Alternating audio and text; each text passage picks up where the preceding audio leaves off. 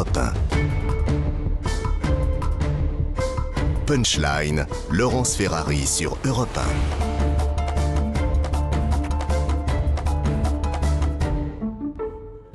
On se retrouve en direct sur Europe 1 et sur CNews pour Punchline. Jean-Claude Dacier, la Prisca Thévenot, Maître Golnadel, le commissaire Lebars. On va s'intéresser à ce qui s'est passé à Marseille. C'était le 6 novembre dernier au palais Omnisport. Une centaine de jeunes sont entrés dans les locaux, ont provoqué un certain nombre de dégradations.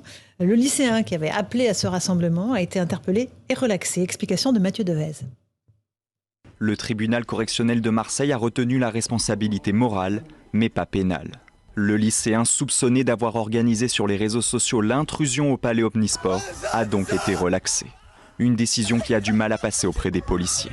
Rudy Mana est secrétaire départemental des Bouches-du-Rhône du syndicat Alliance. Les délinquants ont une totale impunité et je crois véritablement et de plus en plus que seuls les policiers sont capables de lutter au quotidien contre ces individus et malheureusement, le fait que nous soyons seuls ne nous permet pas de mettre en place un semblant d'ordre public ou de tranquillité publique.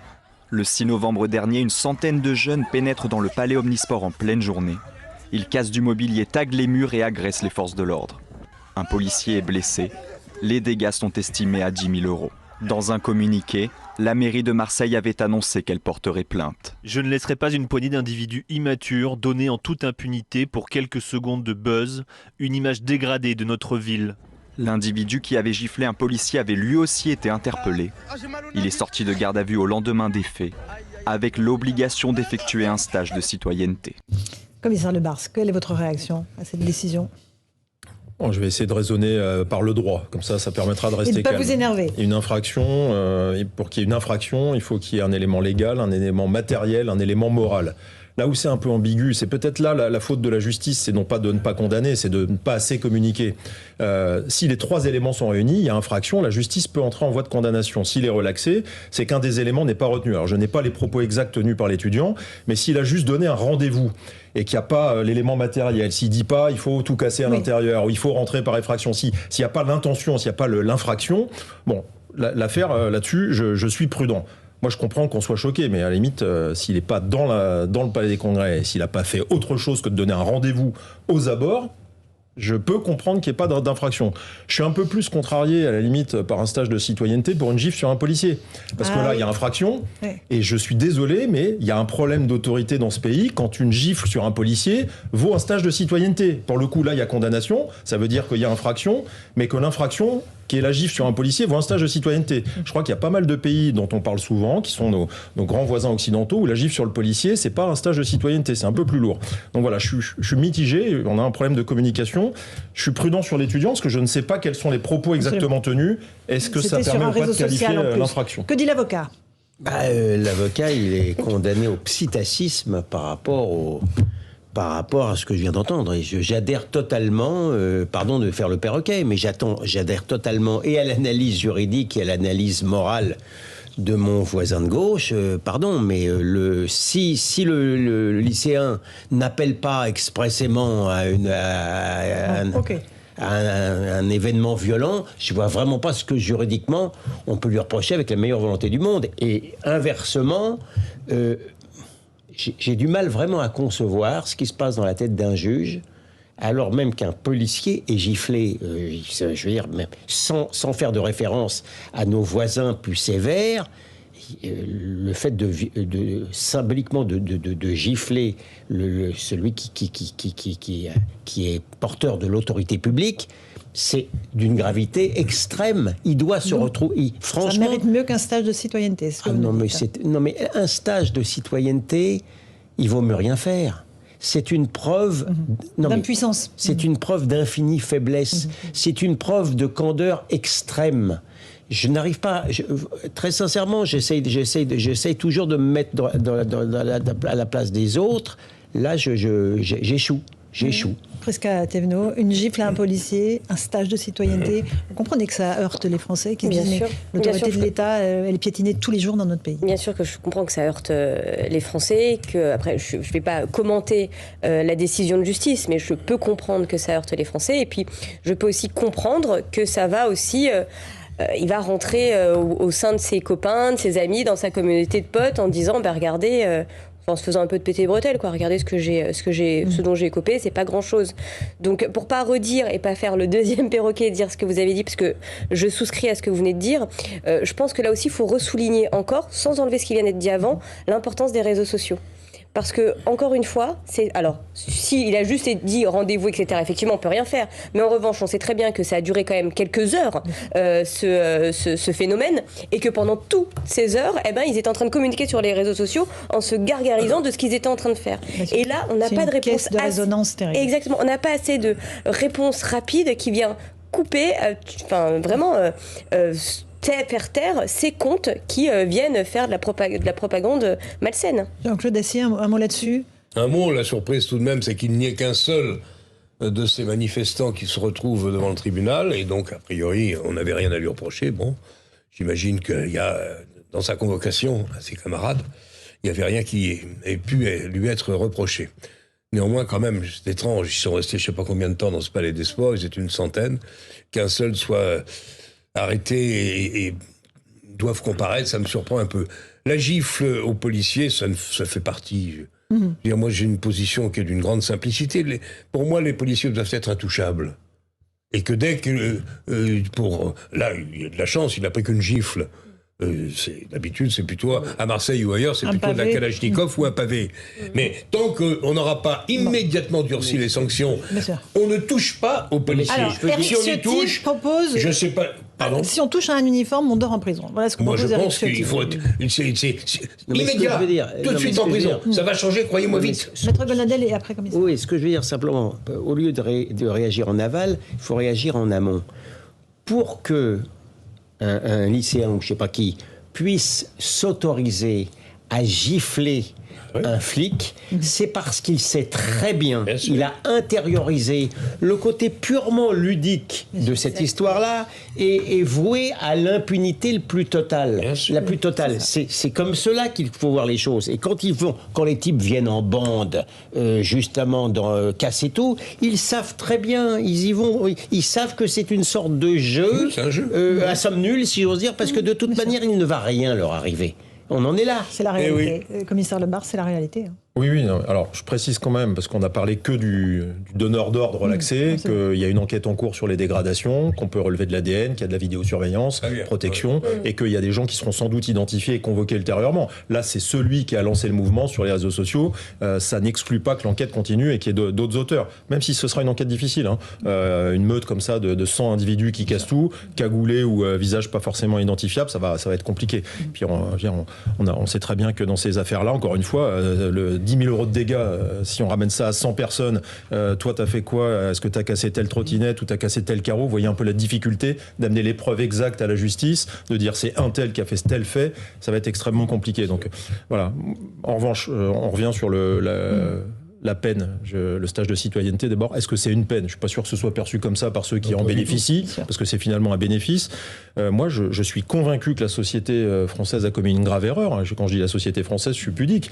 C'est à la fois de faire du mineur une victime de la société. J'ai entendu ce discours-là à Bobigny très longtemps. C'est-à-dire, c'est un enfant, il ne sait pas ce qu'il fait. C'est faux. Moi, j'ai connu des mineurs d'une violence, d'une brutalité. Donc, il y a une grave erreur du traitement du mineur.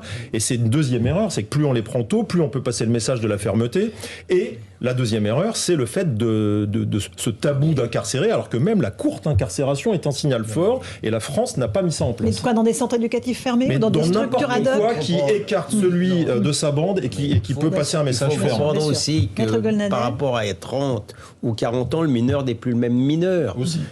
Il a pris 20 cm, il a pris 20 cm, il est fort, il organise des tournantes dans les caves. C'est plus les mêmes qu'il y a 30 ans. Et alors sur les peines minimales contre les agresseurs de policiers, est-ce que vous dites d'accord? C'est une de vos revendications? Oui, parce que c'est pas que pour faire, d'ailleurs, c'est pas pour faire plaisir aux policiers, il faut pas le présenter comme ça, sinon ça va déjà être suspect. Un policier, un gendarme, un pompier, un maire, celui qui se permet de lui mettre une gifle, le moindre contact physique sur celui ou celle qui incarne l'autorité, ça doit être un séjour, que ce soit un centre éducatif fermé, une maison de correction ou une maison d'arrêt, ça doit être tout de suite, et même si c'est quelques jours, ça doit être tout de suite inscrit et mis en exécution. Si ça prend 3 ans, on construit des mineurs multiréitérants qui deviennent des majeurs délinquants, et quand on rate le chemin vers la criminalité, plus ils grandissent, plus ils sont, je dirais, étanches à l'autorité, à l'action de la police ou de la justice. Donc, c'est tout de suite. Moi, j'aimerais bien, enfin pas pour moi, mais j'aimerais bien qu'on puisse assister à ces nouveaux stages de citoyenneté, voir à quoi ça ressemble, combien de temps ça dure, qui tient le discours, comment réagit l'individu ou le jeune homme convié à ce stage de citoyenneté. C'est un sujet d'enquête, oui, un vrai sujet d'enquête. Ah oui, ça m'amuserait beaucoup. Je voudrais rajouter deux notions par rapport à notre réflexion générale. D'abord, ce phénomène en groupe, là, etc., c'est une notion un peu tribale. Ils sont maintenant dans ce phénomène de partition. C'est une sorte de tribu qui s'oppose en s'opposant. Et puis d'autre part, par rapport il faut comprendre que les rappeurs, je dis pas tous les rappeurs évidemment, mais le rap est un phénomène souvent violent. On se fout pas mal des vidéoclips, y compris les féministes qui sont en principe extrêmement sensibles à ça, où on traite les femmes de manière un peu particulière. De manière judiciaire, les rappeurs... C'est un joli euphémisme un peu particulier. Oui, absolument. De manière judiciaire, les rappeurs bénéficient d'une impunité invraisemblable parce que la justice a intégré que c'est un phénomène, que c'était un discours de violent. Et comme c'est un discours violent, ils peuvent tout se permettre. L'un peut permettre de mettre 2 balles, de mettre un billet sur la tête de Zemmour. Le deuxième peut se promettre de violer les enfants blancs. Ce sont des artistes. Et ainsi de suite. Oui, non. C'est un mode artistique consubstantiellement violent qui donc est excusable. Mais il suffit de regarder l'excellente série de Canal sur Validé. Oui. Pour savoir comprendre, regarder un peu le spectacle de ce monde un peu particulier. Et je ne nie pas qu'il y ait d'excellentes, sûrement, prestations de rap, mais là, faut le regarder pour être un peu informé. Un mouton, Marseille, quand même. Donc là, c'était à Marseille. Là, il y a eu un enlèvement samedi après-midi à 14h, en pleine rue, à coups de clé à molette, visiblement un règlement de compte entre bandes. Un jeune qui a été tabassé, massacré, mis dans un coffre de voiture et qui a disparu. C'est la loi des gangs, commissaire Lebars. Oui, il se permet tout, en pleine rue, à 14h, un samedi. Oui, mais alors, je suis désolé de dire qu'à Marseille, c'est pas nouveau. Après, il y a des fluctuations par période, mais la criminalité, le trafic, les bandes, les règlements de compte, à Marseille, pour le coup, c'est quand même quasiment historique. Ça fait plus d'1 siècle que ça dure. Ce qui a changé aujourd'hui, c'est que maintenant, c'est des gangs de cité qui tiennent le trafic de stupes avec 0 règle morale. Donc, effectivement, il y a des horreurs commises. Ils font brûler le concurrent dans un coffre de voiture vivant. Il n'est pas abattu avant. Vous me direz, est-ce que c'est plus ou moins moral de l'abattre avant, mais on en est dans ce niveau-là de barbarie. C'est extrêmement brutal. Il y a une énorme compétition. J'en ai souvent parlé avec mes collègues de Marseille. Après, si on regarde que les statistiques, pour le coup, quand on se compare, on se rassure. C'est pas tant en augmentation qu'aux années précédentes, ça dépend de la période à laquelle on se réfère. Et puis il y a eu une accumulation très serrée sur la période estivale, parce qu'il y a des phénomènes, il y a des gens qui sortent de prison avant l'été, donc il y a des phénomènes de règlement de compte qui reprennent avec des gangs qui sont en rivalité. Bon, enfin, donc si on lisse tout ça sur 1 siècle ou sur 10 ans, c'est extrêmement préoccupant. La physionomie des trafics a changé. Il y a sans doute beaucoup moins de règles, c'est beaucoup plus jeune. Ça, c'est une réalité aussi. Dans les trafics, il y a des gens extrêmement jeunes, comme on le dit souvent sur ce plateau. Quand à 14-15 ans, vous êtes payé 100 € jour pour juste faire le guet et faire un coup de sifflet, que vous êtes nourri, logé, que vous appartenez à une chaîne criminelle qui va vous proposer une carrière, c'est terrible, une intégration. Donc vous avez beaucoup de mal à sortir pour ceux qui veulent en sortir. C'est surtout, ils ne peuvent pas. Qu'est-ce qu'on peut espérer, nous, policiers ? En tout cas, c'est pas aux policiers qu'on peut poser la question. Qu'est-ce que la société peut proposer à un voyou de 15 ans qui prend 100 € par jour, qui rejette père, mère, grands-parents, arrière-grands-parents, qui ont le rejet de toute la chaîne 500 familiale. 500 € pour une formation, un apprentissage. Non, mais moi, j'ai entendu des horreurs parmi ces jeunes-là qui ne connaissent même pas leurs grands-parents, mais qui leur portent une considération qui n'existe pas parce qu'ils sont venus bosser pour la France à des salaires misérables. Ils vous sortent leur pognon, ils vous étalent leur pognon à la figure. Vous en avez, ils sont capables de faire le guet, coller au commissariat. Ils en ont rien à foutre, excusez-moi de la trivialité, de se faire choper. Donc comment ils sont récupérables, ça c'est pas le sujet de la police, mais ce qu'on voit, c'est cette évolution, c'est de plus en plus jeune, c'est extrêmement violent. Les armes, Vrai sujet de préoccupation. Il n'y en avait pas autant avant. Là, aujourd'hui, il n'y a pas une perquisition sans armes. Ça, c'est d'une extrême gravité parce que plus il y aura d'armes, plus elles seront utilisées, plus il y aura de morts. Voilà. Ça, c'est le vrai sujet d'inquiétude, sans doute plus que celui des stupéfiants, même si c'est étroitement lié. Et le fait que c'est pas seulement à Marseille ou en région parisienne, c'est aussi dans les villes moyennes et petites maintenant. On a parlé de Marseille parce qu'on sait que depuis un siècle, c'est un sujet. Maintenant, on parle de villes aujourd'hui sur les plateaux télé où on n'imaginait pas il y a 10, 15, 20 ans que ça aurait pu atteindre ce niveau-là. Donc, force est de constater que ça s'est répandu. Et pour quelle raison ? Parce qu'il y a de plus en plus de consommateurs de stupéfiants ? Parce qu'il y a un marché ? Parce qu'il y a de la demande, ça c'est certain. On s'intéresse peut-être pas assez aux clients. Donc le client a une énorme part de responsabilité. Je crois qu'on a le plus grand nombre de consommateurs comparé à tous nos voisins européens. Parce que les trafics s'organisent, parce qu'il y a des réseaux criminels qui font sécession, qui décident que la société, c'est pas travailler, payer ses impôts, c'est se faire de l'argent et c'est ne pas respecter la loi. Parce qu'il y a des sujets d'immigration. Moi je vous dis, sur l'immigration, j'ai une revendication policière. Nous sommes les premières victimes de ce sujet qui est tabou ou pince-nez parce qu'on n'a pas de statistiques ethniques. Donc nous-mêmes, on est accusés régulièrement de faire des contrôles aux faciès à cause de ce sujet d'immigration qui est extrêmement clivant. Moi, je demande officiellement des statistiques ethniques. Ça nous mettrait au clair sur que fait la police, que fait la justice, parce qu'on pourra voir si la justice est raciste dans ces cas-là. Et ça permettra de regarder ça avec beaucoup plus de recul et je dirais de tranquillité mentale. Tout dernier mot, Jean-Claude. Je crois que le pouvoir ne veut pas. Il sait aussi bien... Parce qu'il préfère ne pas faire de provocation. Pas de vague. Et voilà, pas de vague. Mais la question que j'ose appeler question de fond qui se pose à nous, on en discute tous les jours, ou presque tous les jours, c'est comment la société française... Il va falloir que la société française change. Pas seulement la justice, que la société française change pour s'adapter et riposter à un monde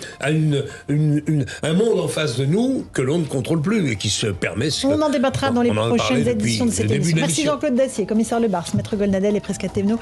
Dans un instant, Christine Kelly sur CNews pour Face à l'info avec ses invités. Et je vous retrouve sur Europe 1 pour les débats de Punchline. Bonne soirée à vous. Laurence Ferrari sur Europe 1.